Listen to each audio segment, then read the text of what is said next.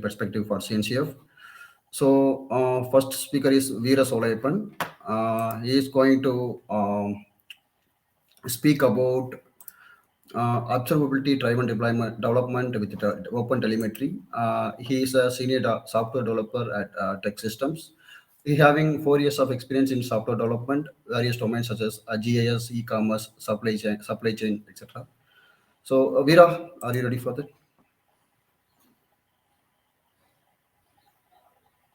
Hi, Veera. Can you hear me? Yeah, hi, Salo. Hi. Yeah, yeah. Yeah, stage is yours. Yeah, Yeah, thanks, guys. I hope the session is also getting ready. Yeah, cool. yeah, Yeah, thanks, guys. Thanks for having me and giving the opportunity to present it here. So, let me share my screen.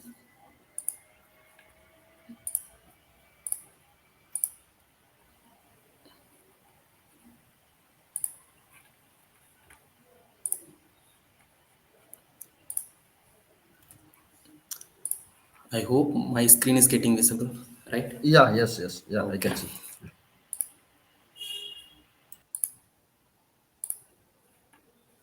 Okay, guys. So, as per the schedule, we are going to look into about observability driven development, how we can implement using open telemetry. So, in specifically, we are going to look into about what is observability driven development and why it's really important, and then how observability driven development will help us for our day to day software development life cycle, and then how open telemetry and Jigger works internally. What are the tools it has? What are the components it has? And then how the architecture flow is working there, and then how to instrument our application using open telemetry. Instrument is nothing like but how we can get the data, like the data means observed related data. It's like traces, metrics, and logs. How we can get it from our application, that we will do check it in the demo part. Okay, so this is the agenda for today's session. So okay, let me introduce to myself. Yeah, so this is Veera. I'm working as a senior software developer in Tech System. I'm having 3+ years of experience in various domains such as GIS, e-commerce, and supply chain, and decentralized finance. Also, I'm actively writing blogs about full stack development, blockchain, and cloud related services and stuffs also. And then I'm actively participating and conducting events in various communities. Yeah, this is what I am. So okay, let's start get into that. Okay, so why we need a observability driven development? Generally, if we have a application is a monolithic, actually it's bit easy to monitoring, managing, and track it. But when it goes to the distributed system level, it's quite difficult to manage it. So when problem it occurs, we are not sure about where it happens, and then how it happens, how we are going to solve that. If we don't have a proper system, monitoring system, we don't have it, then it will be very very quite difficult, right? Then the failure doesn't repeat exactly. So first time you are facing this issue, you note it down, and then if again, if the same issue or some other issues happening in that time, we don't have any proper tracking system, it's very hard to manage it. So that's also one of the problem that's also needed for our observability driven development. And then debugging is also very very hard if we are having a microservices or distributed kind of system. Okay, even the monitoring no longer can help us. The monitoring means like um, having cp utilization, and then monitoring the overall applications. Sometimes it will not help us to track the particular API is getting failure, particular system is getting failure in particular some kind of situation, some kind of network traffic, some kind of workload. So that's also will not help us to in sometimes. So these are the reasons we need observability driven development. Okay, so okay, so this is how many of you faced this issue in your production server or any kind of server, right? This is actually very weird, right? It's not a very clear issue. Generally it will tell your server getting some internal error. We are not able to understand what type of error. If we don't have a proper system, it's very very hard to find out this kind of error in the production server, right? So okay, so if you are facing this kind of issue, what we will do in next? If we don't have a proper setup, proper monitoring and observability kind of system, we don't have it, then what we will do in next? Then we will directly get into the production server, okay, and try to figure out the issue, try to solve that issue, and then we will do some patchwork to solve that issue. That will make some other issues also, right? So this is the some pictorial representation how we will try to solve the issue in the production. Okay, so okay, generally how the logs also will generate look like. This is how it will look like, right? So when you go into your terminal, when you go into your any log file systems, this kind of screens we can see it's very hard to find out which stage it occurs at, right? So we don't have any search. It's not easy to trace it. Okay, this is the root cause of the issue, this is the root effect of the effect of the particular problem. So in these kind of things, very hard to find out the particular issue. Okay, so in okay, how do we feel in that situation? It's very hard, right?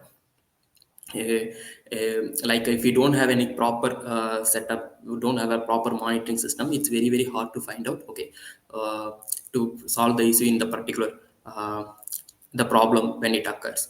Okay, so okay, so what are the components, what are the pillars of observability? Observability have a three categories.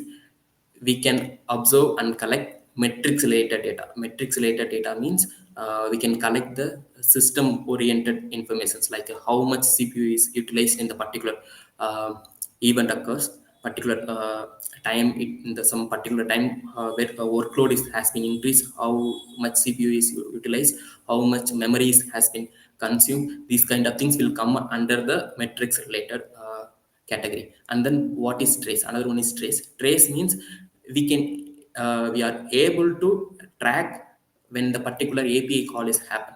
For example, I'm making the some api request, where it goes to find the first step, it will go to our load balancer. Okay, then where it goes to the next step two, it will redirect it to the api gateway. And then third, where it will goes, it will redirect to the particular microservice, or it is any particular even the serverless architecture, any particular service, it should redirect it to the particular service. Okay, and then third, it will go and check the database. So this kind of things we can consider, we can track under the traces concept. Okay, and then logs. Generally logs we can collect two type of logs we can collect. One is first category of log is application will generate some logs which related to the product details. And another one is system will generate for some systematic logs also. For example, like this user logged in particular time, right? And then this particular services has been running for this much of time. Okay, these kind of logs will come under the system logs. Okay, so these three pillars we have to consider for making observability driven development product. Okay, so yeah, okay, so in market, what are the tools, what are the open source tool available to make our application more observability driven development? Okay, so we have a elasticsearch, we have a prometheus also, and then a jigger also we have that, and then open telemetry, and then Gipkin. These are the open source tool we have in the market. Okay, so today we are going to look into about open telemetry as well as Jigger. These two tools we are going to look into about how it's actually internally it's working, how we can implement the observability driven development using this tool in our application. Okay, so okay, so okay, let's check what is open telemetry. Open telemetry is the set of tools. It's providing, it's a set of tools. It's providing the APIs and SDK, and then it will help us to integrate our application with some third-party services. That means it will help us to collect some details of our application, and then it will provide the some support, transmit our details, application details, send it to the some third-party service. Third-party services means some visualizing the dashboard, like Grafana dashboard. Okay, and then it will act as a intermediate. Okay, it will collect the details. Actually we have to instrument this tool in our application.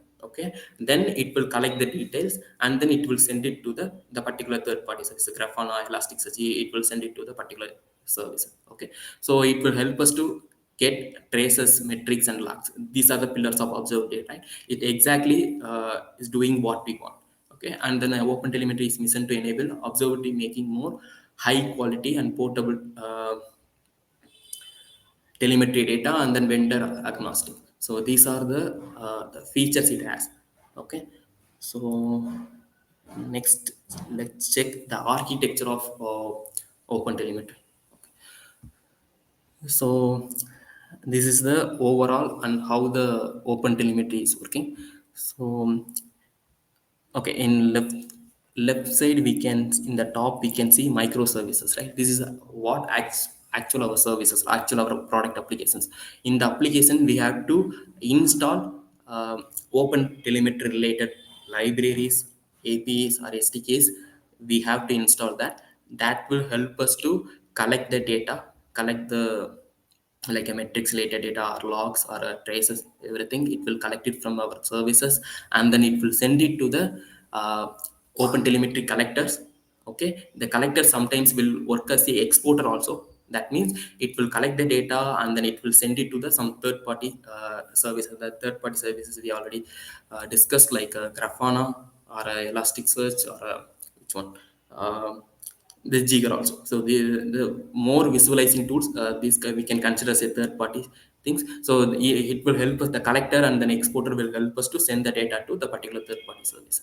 Okay, so we can get the data from observability related data from our application, as well as some cloud services also we can get it. Like we can collect the data from Kubernetes and some AWS related cloud stuffs also we can collect it, and then some L7 level network layer level proxies also we can get the data and then send, and then we can track everything using this open telemetry tool. Okay, this is how the overall architecture and then how open telemetry is working. So next let's check. We are more towards to focus on uh, tracing part today, other than the logs and then metrics that we already know. The logs means like system related logs and then application related logs. The metrics also like how much CPU is utilized. So but today we are going to move towards like how we can trace the particular API call. This is what we are going to look into today in application demo level also we are going to do it. So generally how the tracing things is happening in the distributed services. Okay, so for example, if I'm making the API call to the service A, okay, so it will generate unique ID for service A, and then it will that we can consider as a span. Okay, so in right side we can see A, B, C, D, E, right? These each and every component considered as a specific service, or we can call it as a span. So on the particular span of time this particular function is happen. So that's the reason in the telemetry, in the open telemetry, they have a name called span. So for example, I'm making the API call to the load balancer called A. Okay, so it will send the request to, it will say redirect the API call to service B. Okay, so that is the span of B, and then it will redirect to the request to service B, service C. That is called span C. This is how we can track the entire trace. So this is called the entire flow called the trace they are considering. Okay, so this is how the distributed tracing things will work. Yes, a second. Yeah, this is what we discussed, right? The entire flow of the particular API call we can consider as a trace. Each and every trace will have various spans. The spans are like I'm making the API call to the load balancer. Okay, load balancer will redirect it to the particular service, right? So just a second. Okay, this picture will give a clear understanding. Okay, so I'm making the first client making the call. Okay, that is called, that's considered as one of the span. It will redirect it to the load balancer. That's also considered another span, and then it will redirect to the auth module. So that's also considered as the another kind of span. So if any problem is occurred, we can we can easily find out which span is getting this issue. Okay, it's a kind of tree kind of architecture that we saw just a second in this diagram. Okay, so it will make kind of some parent child children and grandchildren kind of architecture. The data it will generate, through that we can easily find out which service is getting some issue, which service is getting some data. These things we can easily trace it. So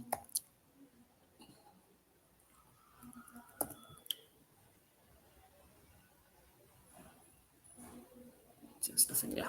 So this is the same diagram we already discussed. Okay, so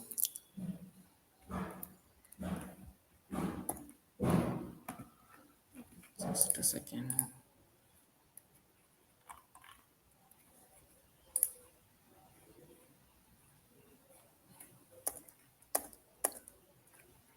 Yeah.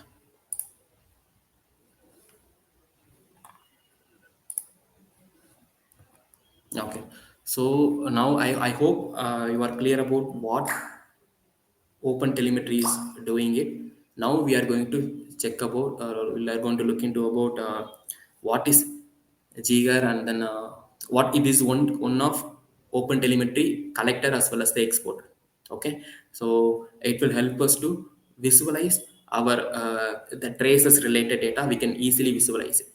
Okay. So it's one of the product of Uber, and then it's inspired by Dapper of it's the initial version of Dapper that developed by Google. That is the inspiration for this Jigger. Then now it's actually donated to the CNCF, the community, and then it helps us to visualize the entire tracing. It will help us to do that, and then it's supporting various languages also. Golang, Java, Node.js, and Python, and even C Sharp also it's supporting. So generally, we can, even this collector also will directly send the details to Prometheus. Also, we can send it to. So this is actually UI tool that will help us to visualize the entire distributed tracing. Okay, so this is the overall architecture of the Jigger tool. So we need the client as well as the agent that will be installed in our the particular system. Okay, and that will receive the data from open telemetry open telemetry, like the protocols, the architecture we saw that, right? So it the open telemetry will send the all the data to Jigger. So Jigger will have a Kafka and Fling that will help us to store data in their database. Okay, and then it has UI component also, there we can it actually it providing some query support also. We can find out in between time, in particular span of time, what are the traces, what are the APIs call happen, what are the issues happen. That we can do it through UI and then Jigger query also. Okay, so this is how the Jigger internal architecture is working. Cool. So next, okay, this is the UI view how the Jigger is working. So for example, I'm making one of the post API call. Okay, so we can see the various spans. This is the overall time to complete the particular process, and then each and every span how long it will take. The span means particular service, particular function is calling. So this is how we can track it. If the particular problem is occur in between, also we can easily find out. So okay, so now let's get into the demo part.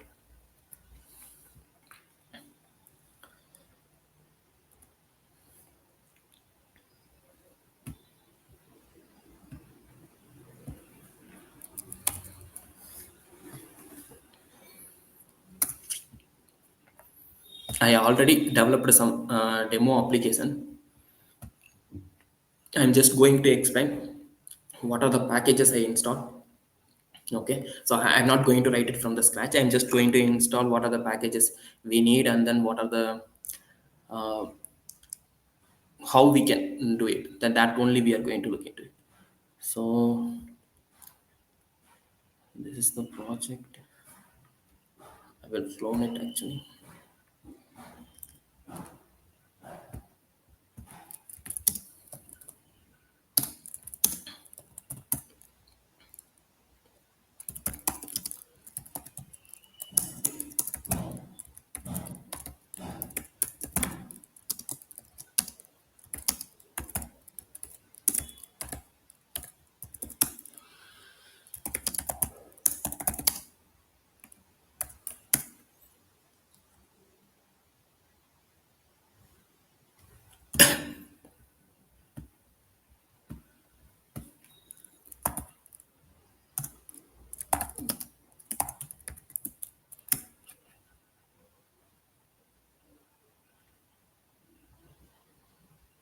Okay.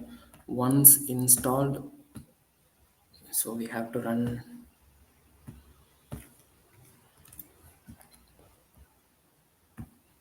Next command is go mod td. So this will help us to install the packages which is required for this application.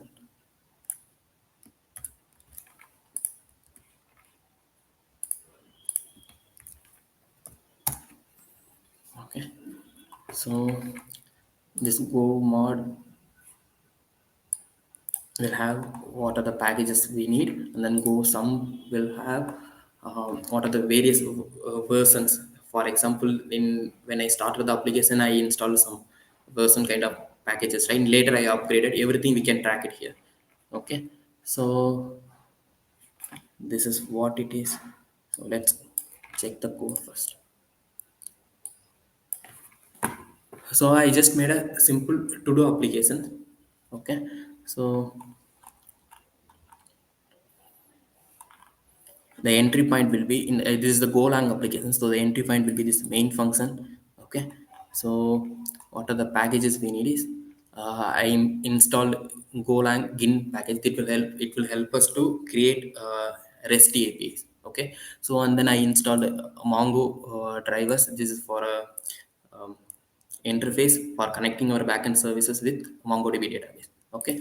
So BSN, so binary JSON kind of data storage that happening in the MongoDB database inside. So that package we need, and then I'm installing telemetry, the packages. One for tracking the API services. So I install OpenTelemetry in package, and another one is I want to track what happening in the MongoDB database also. So I installed MongoDB OpenTelemetry packages also. Okay, this is the common tool. This is the parent package actually. So I'm creating the MongoDB client here. So this is actually we will check it later, this one. Actually this is the jigger package that created in the separate folder, so that we will discuss it later.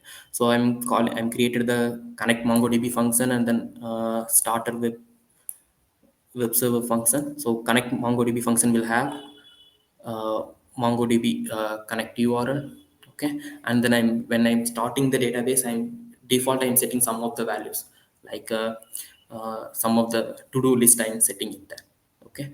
So this is what the MongoDB connect MongoDB function will do. And then the starter web function, it will create the HTTP server for my application. So generally we can do REST API calls.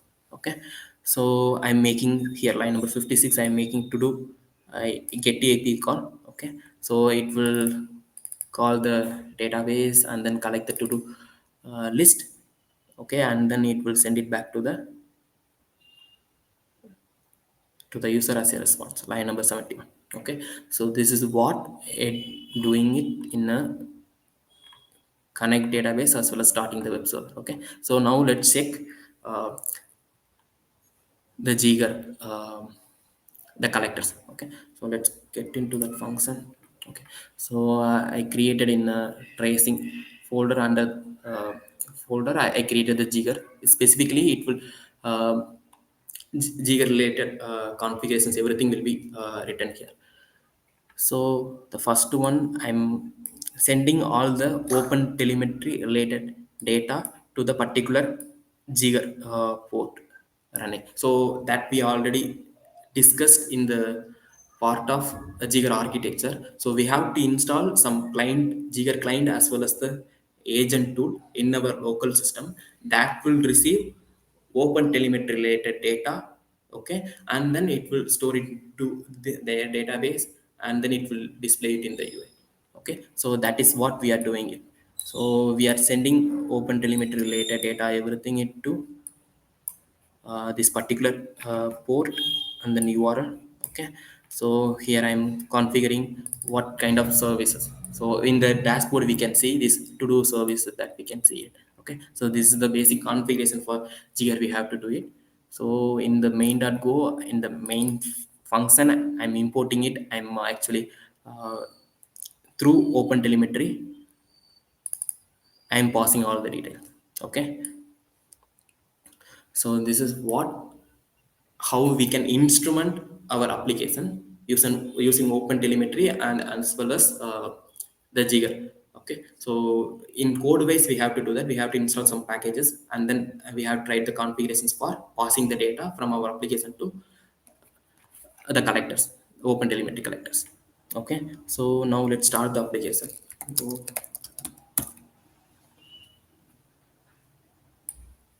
so backend server is started. Okay, so now we can see the error is connection refused. That means Jigger setup is not running now. Okay, now let's run the Jigger tool. So I all installed on Docker image. Okay, so let's start the Jigger.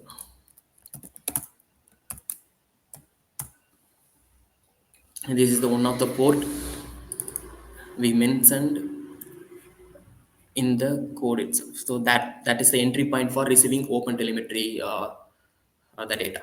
Okay, so I hope now it started. Okay,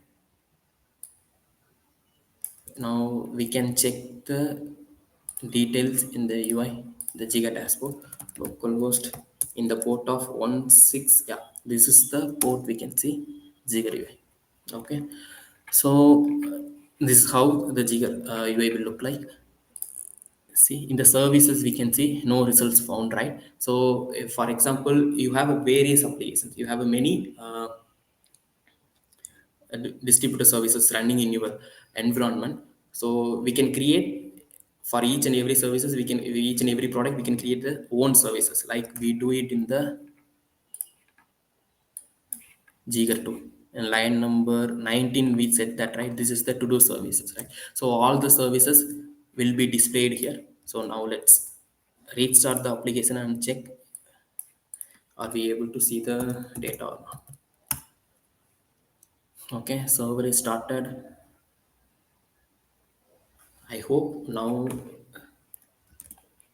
it's not throwing any, so let's restart it. Okay, are you able to see these to do services now?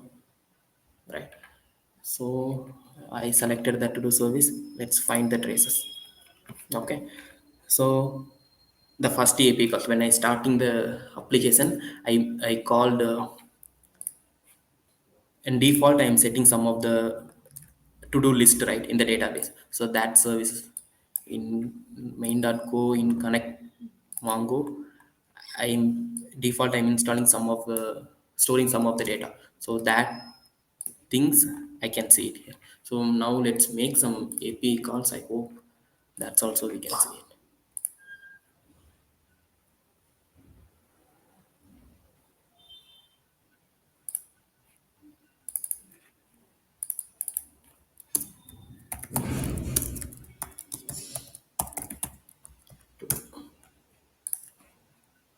Okay, so I made an API call. Now let's go back and then see. Are you able to see that? This is the API call I made, and then where it goes, and then what are the functions it does. So we can trace it everything. Okay.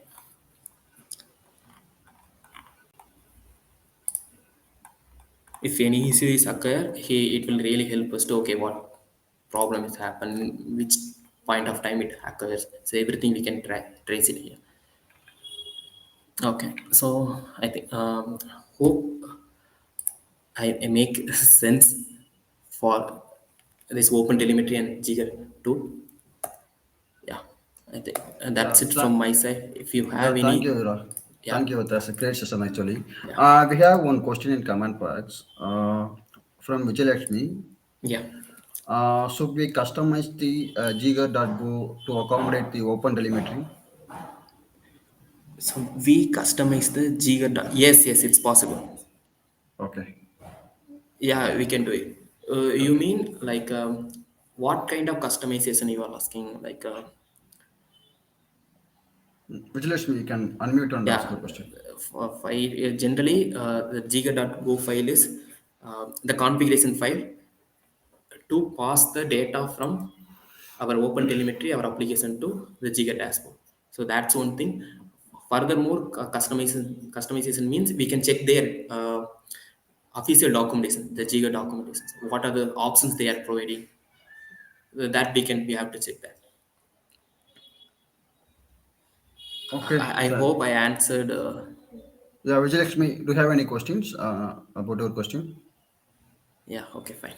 Okay, fine. Any other questions, guys? As if you have any other questions, feel free to ask. I will share the link also, this application link also. So you feel free to do your hands on. Okay. Okay, guys. Yeah, that's it from my side. Thanks, Tolu. Yeah. Thanks. Thank you. Thanks for the great session, Vira. Thanks a lot. And our next speaker is Aditya. Aditya is uh, wait a minute. Aditya is going to cover how to use LangChain to create your own custom chat GPT. Um,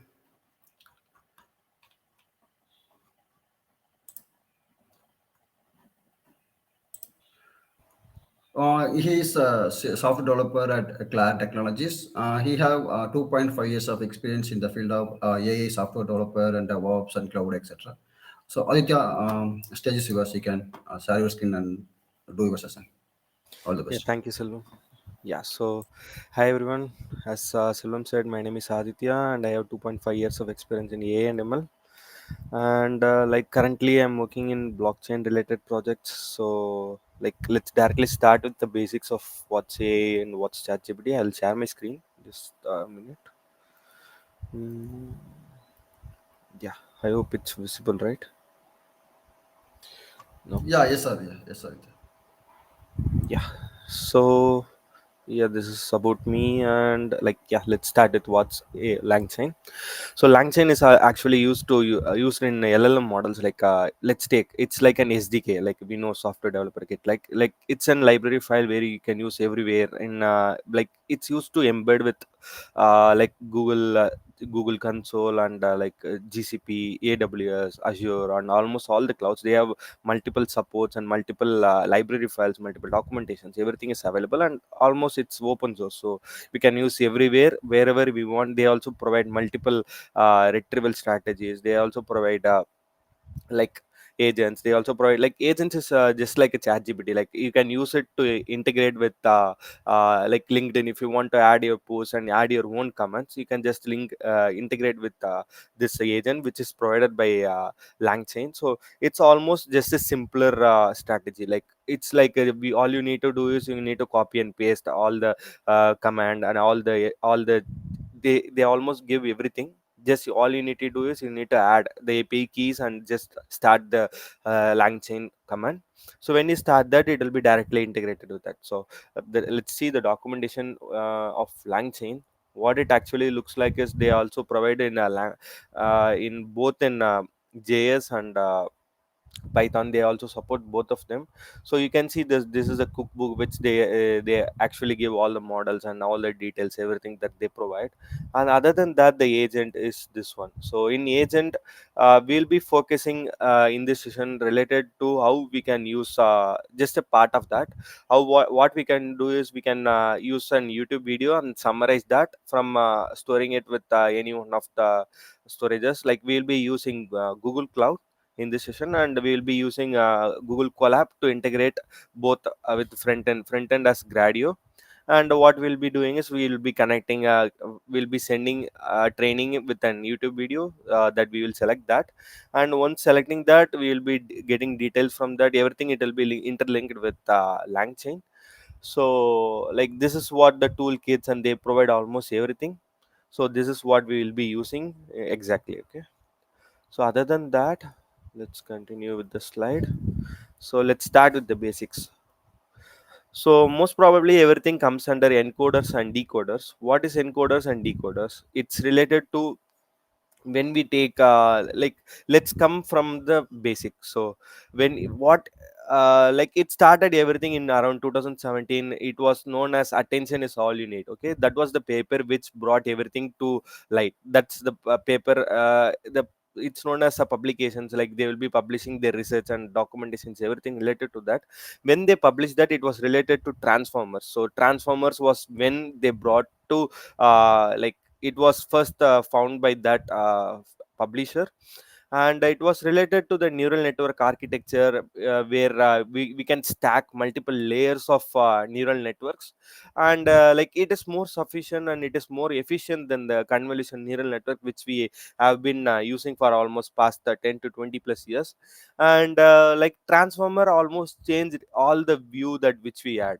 So it started to embed all the knowledge, all the technologies that which we earlier had before 2017 into like it's the revolution of AI. That's when almost everyone came to know what AI is. That is also when our ChatGPT, right? When it came to knowledge, the GPT-3, GPT-4, which is currently going on, and Google's Gemini, which is launched almost 2 to 3 weeks back.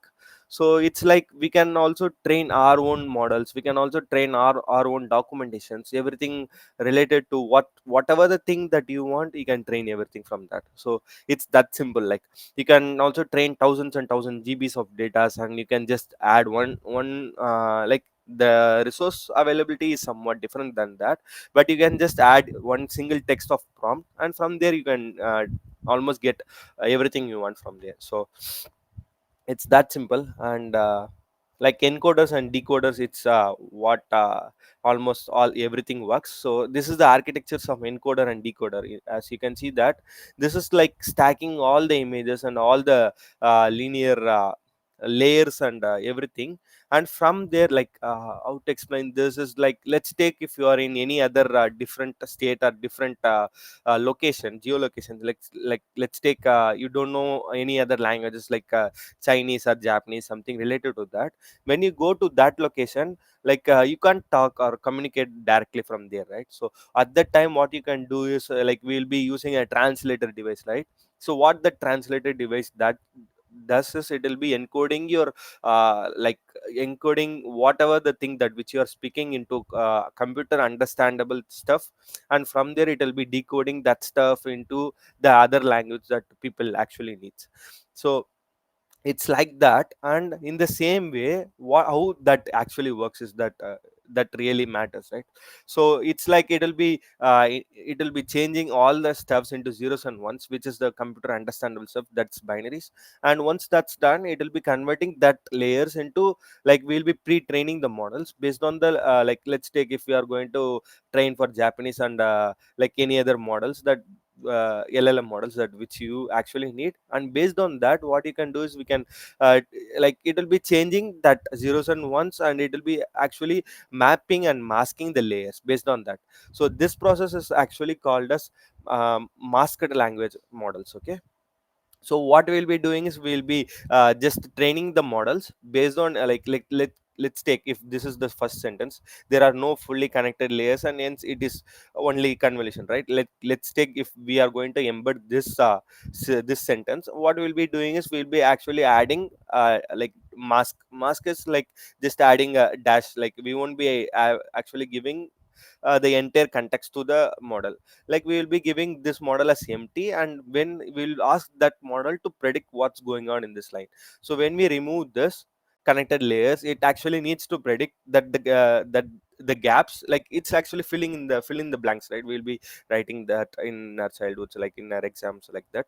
So it's actually we will be asking the model to train from that stuff. So that's what it goes in here. And other than that, there is another one model which is known as like like this is only for predicting the filling in the blanks alone. We need the model to fill the blanks at this stuff, and the other step is to find what's the next sentence is about. Like let's take, if there are like in the illustration we are having segnet architecture, and it needs to predict there are no connected layers in this, so it needs to predict the next sentence what it's going to be done. So like let's take, we are having GPT-3, GPT-4, and what's that, Bard, and Gemini. So what's the difference between this? Like they are also being trained with the same amount of knowledge, same amount of computation power, but what distinguish between them is that how it predicts the next sentence. Like if we are asking any questions, the model needs to understand what's going on in that and what's the next sentence will be in that.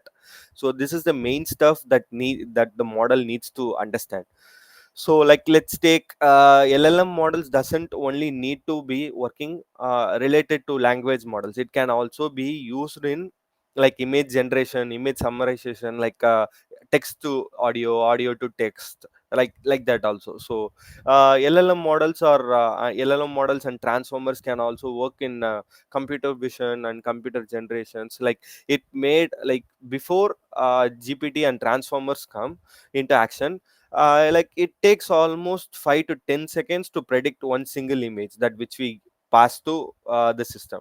But once we get transformers into action, what happens is we can almost train 5 images to 60 images based on the computation power within a second. So that's the what transformer does in reality. And I hope I hope it was clear, like encoders and decoders. It's just an architecture where we will be just adding the multiple layers of, we will be segmenting each and every part, and we will be just giving them into, we'll be changing that from one language to another language. So that's what encoders and decoders does in high level. So like let's take the input images, just an RGB images where we have multiple cars and multiple trees, something around that, and the roads.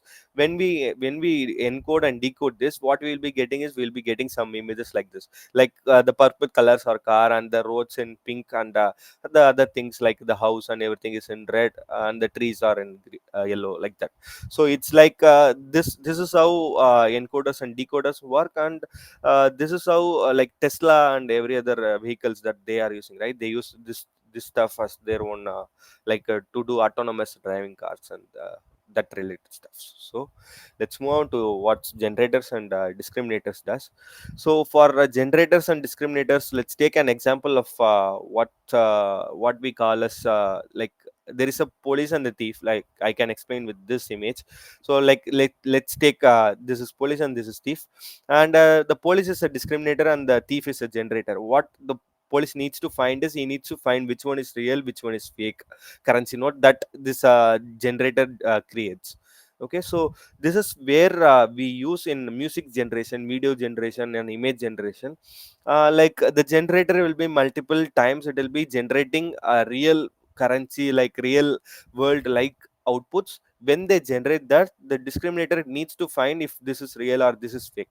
So if this discriminator doesn't finds if this is real, this is fake, then the discriminator role will be changed into generator's role. So he needs to again generate the stuff so that the generator again find that. So the roles will be swapped. So that's what I came to say. Like if we can, if generate discriminator cannot find what's going on with the generator stuff, this role will go to here and his role will come here. So it will be switching their own roles.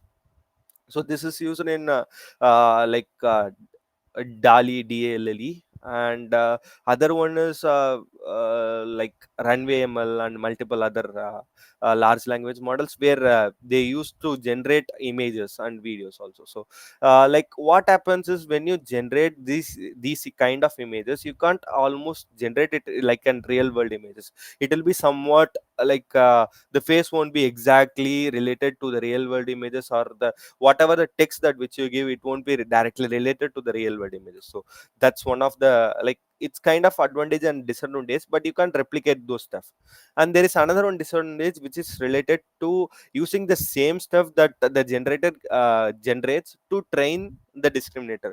So we cannot train that because the generator will be giving starting everything from a noise.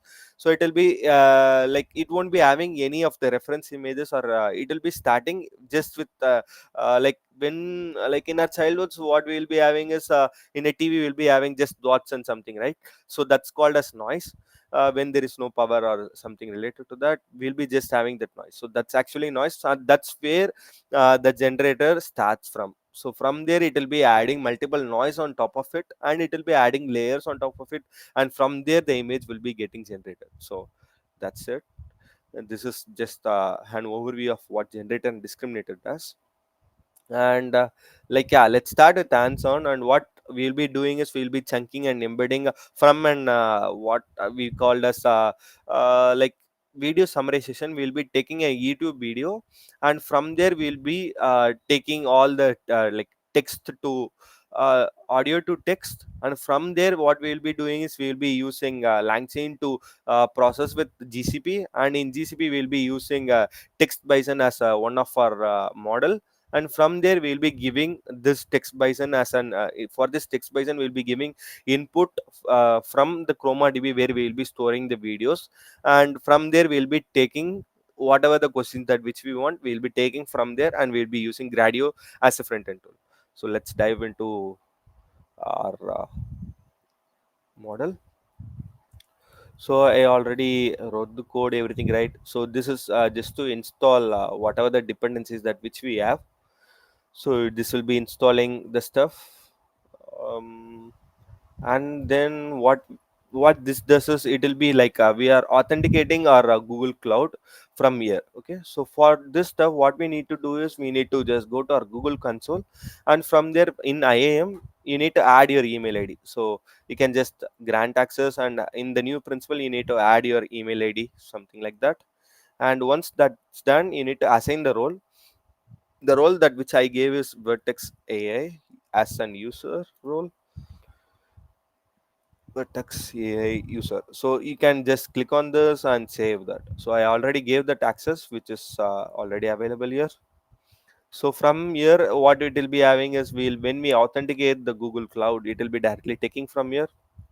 So let's give some time for it to download, I guess. So actually we are using Chroma DB, or we can also use Vertex DB and other DBs, whatever the DBs that which you are having, to store the data that which we are getting from which we are converting from the YouTube video.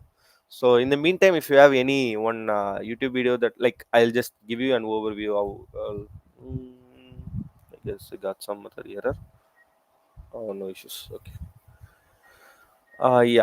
So the overview of how the architecture work is from the front end. What we'll be doing is with the Gradio, we'll be connecting with LangChain, and from LangChain, what we'll be doing is we'll be connecting with the Google Cloud model. And from there we'll be just converting the YouTube video to the text, and it will be stored into the ChromaDB. So once that's done, what we'll be doing is we'll be using the Bison model to retrieve from the ChromaDB, and from ChromaDB it will be adding some text, and it will be summarizing the stuff that which we are going to give, and it will be sending back to LangChain, and from LangChain to the front end, the Graduate. So let's, I guess it's completed. Yeah. So right. So to authenticate that, we need to allow that stuff, and it will be asking us to log in.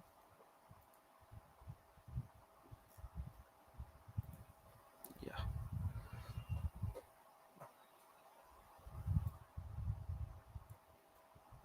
So this is the project ID that which we have created, and the project which I am using is this one. So I can use this name. and it's already available here. Okay. And then we are actually importing vertex AI, langchain and langchain documentation loaders. So these are already inbuilt models that langchain already provides. And like this is actually like a library file, like we'll be using matplotlib for plotting some other stuff like that, right? So in the same way, langchain is providing stuffs to connect with the vertex AI, like GCP, and also we can use AWS to connect with this, and also Azure, and almost all the places that wherever you want to connect, you can directly connect with this. So it's actually an advantage of using a langchain. If we are not using langchain, what happens is we need to write almost thousands and thousands of lines of codes, like to connect only with any one of the library files. So they already provide it like a template, and we can directly get from them, and we can directly use that. So that's the advantage here. So let's run this, and we have imported all the stuffs, and we are actually just now installing the langchain stuff. And like we this is the model that which we will be using, text bison 001. And yeah, I forgot to mention one thing, like anytime if you are going to use it as a new stuff, what you need to do is you need to enable vertex AI API. So I guess I already enabled that, so I didn't get any error. Mm, yeah, so I guess I already enabled that.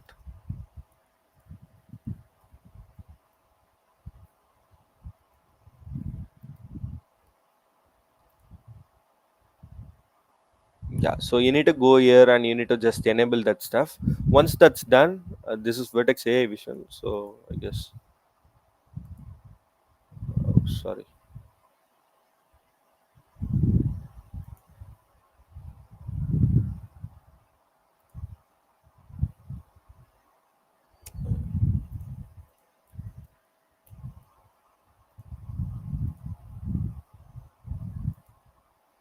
So in here in the library files, we'll be having vertex AI. Yeah, so this is the one. I already enabled that, so you don't need to enable. I don't need to enable that again. So if you want to enable that, you will be having enable button over here. You can just enable that, and from that, like I guess I have enabled that, and I have also imported the model name as text bison. You can also, there are multiple other models that are available, which is in model garden, and that will be under vertex AI. When you go to vertex AI. Yeah, in the model garden you will be having multiple other models also, like the latest one is Gemini, which they have added here. We can also use that. Yeah, this is the one, Gemini and Gemini Pro vision. So like Gemini Pro is just for like which is actually beated ChatGPT's 4, and like other models, this is the top most AI model that which we currently have. And like this is for vision, is used to generate images and videos and multimodal stuff. So like you can also try it out with that. So for now we'll be using this one, and then we are actually using langchain embedding to embed it with the vertex AI. And like the embedding size is 100 and the batch number size is 5. And like let's take any one of the YouTube video. Like if you have any one of the YouTube video, you can let me know. Like let's take that. Like if you have any suggestions, just let me know. We can actually use that. Any idea? Aditya, am I audible? Yeah, yeah. Can you take my YouTube as an example? Yeah, just let me know about that. Which one? Like, can you spell it out? Yeah, type Ajay Balaji.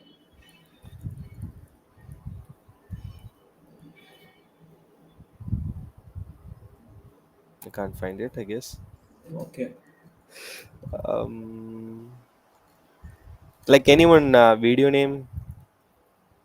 Yeah, I will be sharing my Yeah, link. sure.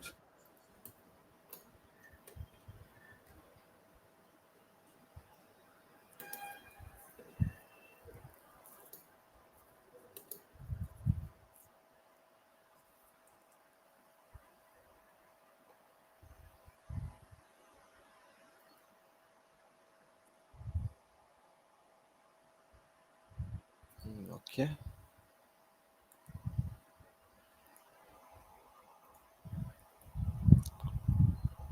So I guess this is the one. Okay, we will use this. Copy video URL and I'll add it over here. So right.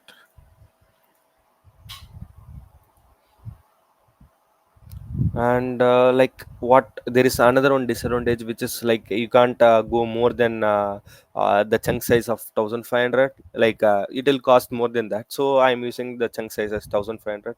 Like the video size, you can also increase this, like you can also increase this more than this. Like I have reduced this to 1500, so that I can't use it for more than like 2 hours or 7 hours of video. So this is just a short video, we can use this. And like the chunk document size is 3. And we'll directly add this stuff. And what this does is we'll be just giving the questions, like the prompt which we actually have, and from here we'll be just giving just as an input from there. And like let's start this out. And I will just grad you. This is the front end that which we actually have. Like this is simpler stuff that which we can use just simply, like with this dozens of line you can create your own front end and from here itself. So this is the URL that which Gradio generated for us now. And you can also add it from here, which it will be let's see, like what's the video about that Ajay? I guess I didn't see that. Unlocking free storage on AWS. Okay, like I'll just ask it to summarize that. Can you summarize the video? So, like, let's see. This video is about how to create an S3 bucket and upload a file. The video starts by explaining that what an S3 bucket is and how it can be used to file storage. And the video talks about creating an S3 bucket, and like it's actually repeating the same stuff. So, is there any other question related to this? Like, let's search if it's giving that or not. Any other thing to ask this, Ajay? I have no idea, but you can create your own Mhm. questions and share. No, like you can like I don't know what's the content in that video. So Yeah, if yeah. you give me The content is any correct. idea of that. Content is correct. I think it Okay. has done its job. Okay. Okay. So maybe like let's take any one big video. Like let's take LangChain intro something. Um, I don't know. Maybe we can use this. So we'll try another one with this. So in the same way, we can just replace this stuff, and like all you need to do is run the stuff. That's it. And also there in the last 2 to 3 days they have introduced another one's AI with within the Google Collab itself. Like what you can do is you can just ask anyone random stuff within here. Let's take I want to link um, my GCP with with with Gradio. Like it will actually generate what's the stuff that which you want, like this. So it's actually simpler than that. Like there is also other suggestions. You can also scroll up and you can also see this. It's actually giving us the same output that which you have done. So you can also try it out with this also. So That's the Do It AI for developers. yeah. Thanks, Vijay. So I guess what is LangChain? And LangChain is an open source framework. It's actually models like GPT-4 with external data and everything like that. And we will also ask it to summarize. Can you summarize? So yeah, I guess that's it for this session. And like yeah, so you can follow me in here for I'll share this repository in my LinkedIn after this session. I didn't upload it yet, so once that's done, I'll share the code and I'll share all the reference links related to this in my GitHub, and I will upload it in my LinkedIn, so you can find it there. If you have any question, just let me know, so we can discuss on that also. Any questions? I guess. Okay. All right, all right. Thank you, Aditya. Thanks for the great session. Yeah, thank you everyone. Yeah. Okay, the next speaker is